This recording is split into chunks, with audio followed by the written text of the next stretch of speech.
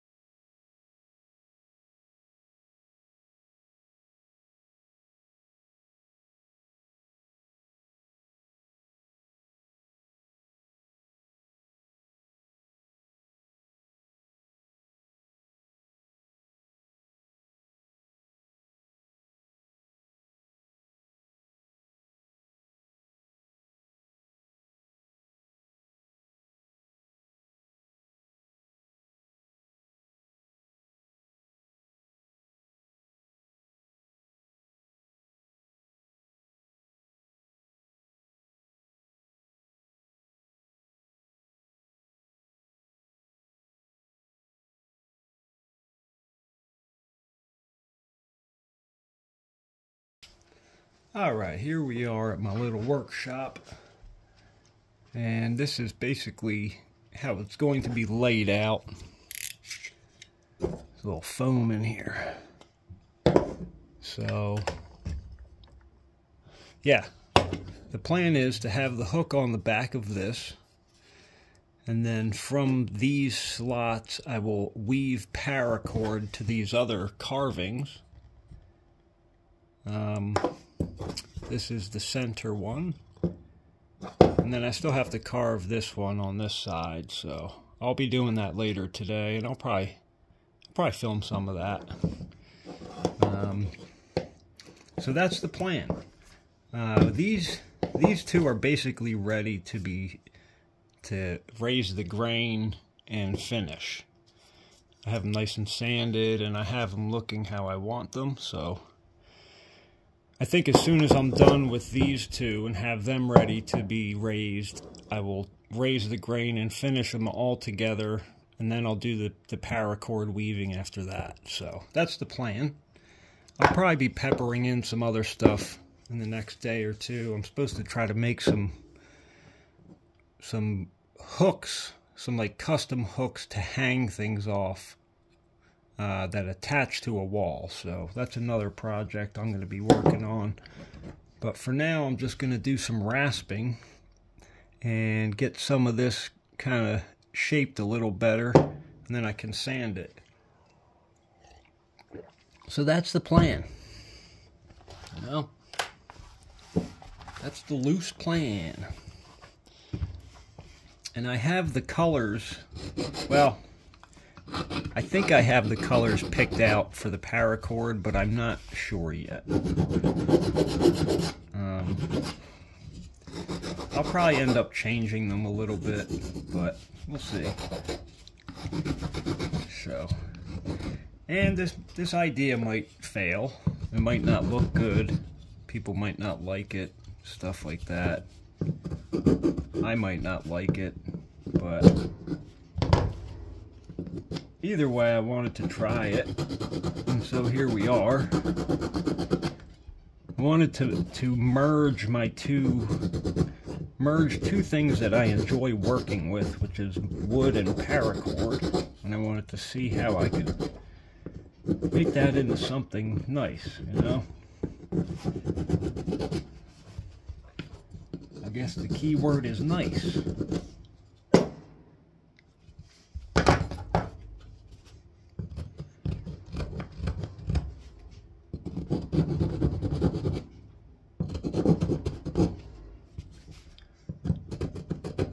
I just listed my slightly rotten heart carving on Etsy earlier today.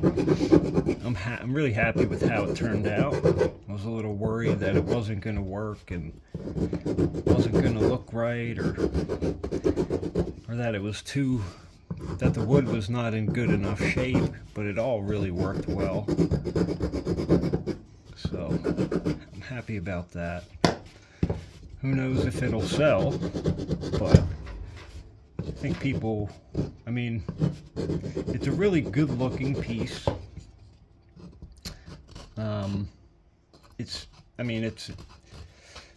You can use it too, right? It's not just like a decoration, you can put stuff in it, you know, so somebody probably will snatch it up eventually, and I hope they like it.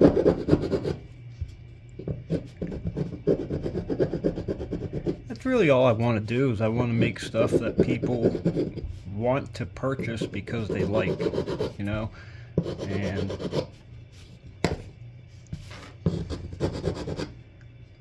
And I'm gonna have to learn what people like and don't like, you know? I mean, I'm gonna carve basically what I want to, but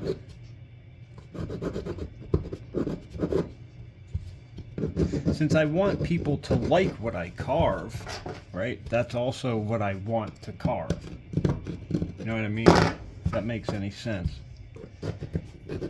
That's part of what I want to do, is please other people with what I've done, you know? Because most of my life I've just been disappointing people. You know what I mean? So it's time for a change. Time for a little bit of a change. You know? A change at the worst possible time when the world's getting ready to blow up. You know? All this craziness going on, people at each other's throats. It's great. I love it. This is the best time to distract yourself with something like this. You know what I mean? It's the best time. Everybody's going nuts. Right? Everybody wants their own version of utopia, and they'll stop at nothing to get it. So I'm just gonna sit here and do this. You know, I'm not smart enough to know how everyone else should live their lives, right? I'm not a college educated man. See, I don't understand the world perfectly. This is my place in life, is to rasp wood as a dum-dum. Right? Just shut up, fall in line, and rasp some wood. Sorry, I'm kind of rambling. I apologize.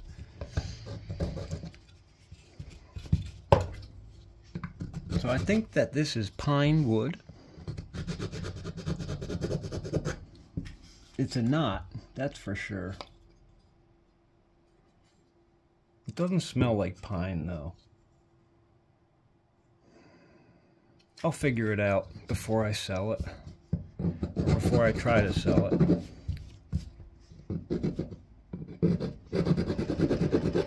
You can tell exactly what the species is if you examine what's called the end grain under a magnifying glass or a microscope. The end grain in wood has different patterns, and the tubes that transfer the nutrients and water and sap up and down the tree are arranged differently in different species of wood. So the pattern that's created on the end grain, which is basically seeing the top or bottom of those tubes as they're cut, can tell you what kind of wood it is. The pattern and arrangement of those end grain tubes is. That's how it's done for sure. But, I mean, if you know what tree it's from, then you know. You don't have to look at that, but... In this case, I found this at a state park. And I scooped it up without knowing from whence it came. Or whatever. From where it came.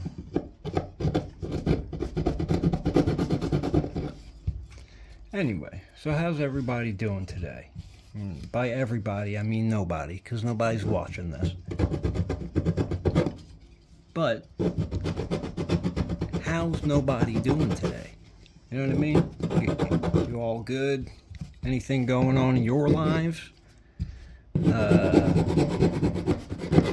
Do you like wood? Or wood-related things? Do you have an obsession like this?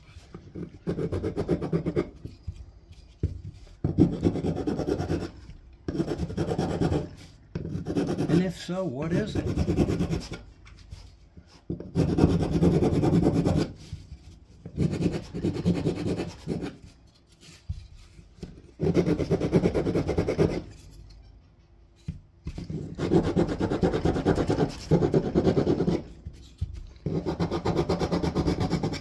I gotta pop my sweatshirt off because it's getting a little steamy in here.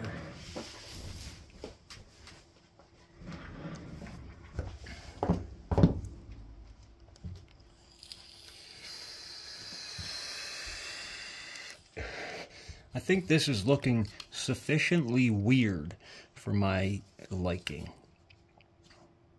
Carvings usually get pretty weird with me, you know what I mean? And I like weird stuff, so. I think there's a quote from a movie. I forget what movie it is. I think it's Fear and Loathing in Las Vegas, but the quote goes like this: as weird as it got, it never got weird enough for me. And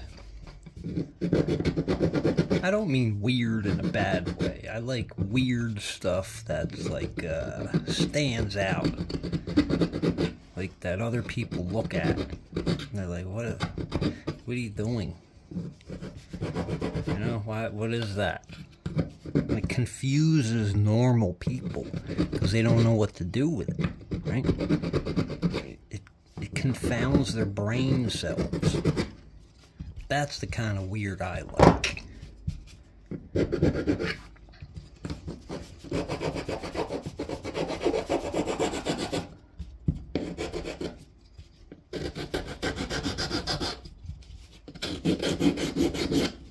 Right? Like they don't know how to react to something as weird as this.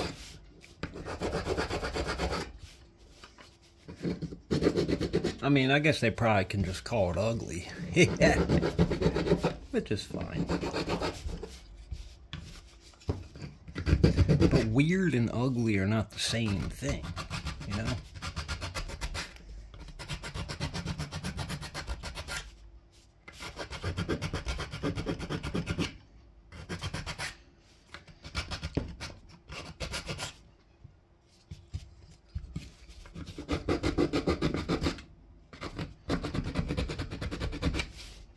Plus, how would you know you're normal if there isn't something else that's weird out there that you can look at and go, that's weird, and I'm not like that, right? That is a weird thing, and I am a normal person.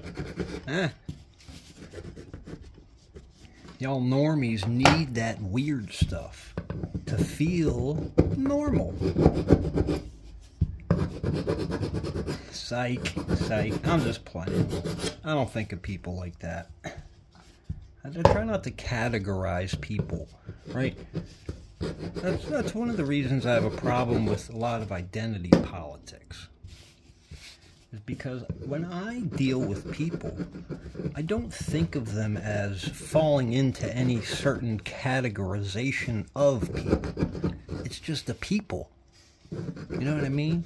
And again, I'm not smart like all these other peoples, right, that tell me I have to treat everyone differently according to whatever group they fall in, right? I don't like that. Why don't I just treat them like a people? You know what I mean? Why do I have to think about things when I meet a person? Like, you know, why do I have to think about, oh, well, where's he or she from?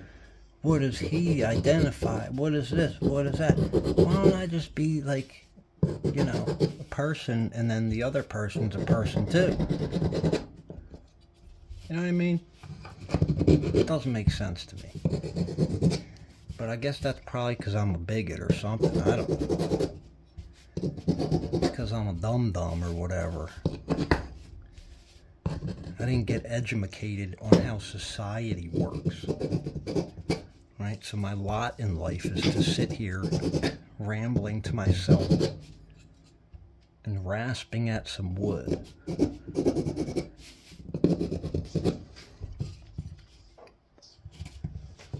Okay, alright. That's enough of that, huh? I probably turned off my one viewer. They probably left.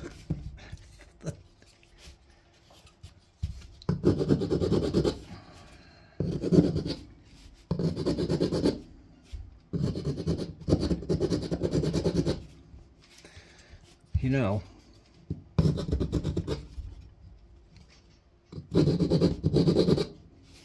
while we're talking about identities,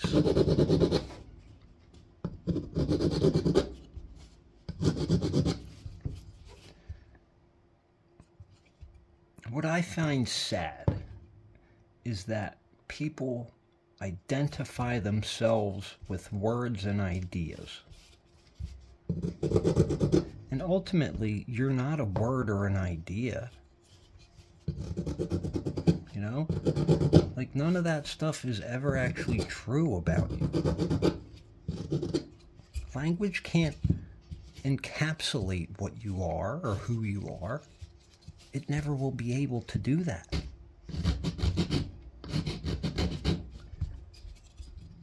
So it's a waste of time, if you ask me, to join all these groups and to feel comfortable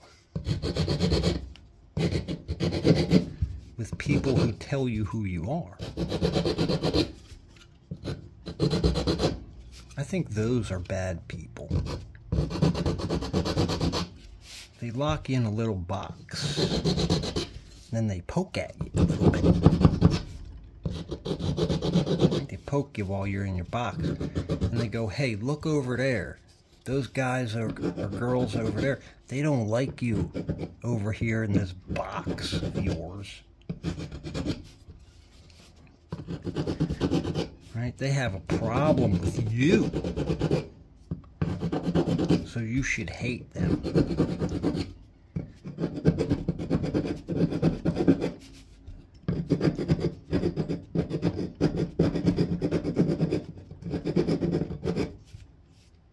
It's dumb. That's what dumb people do.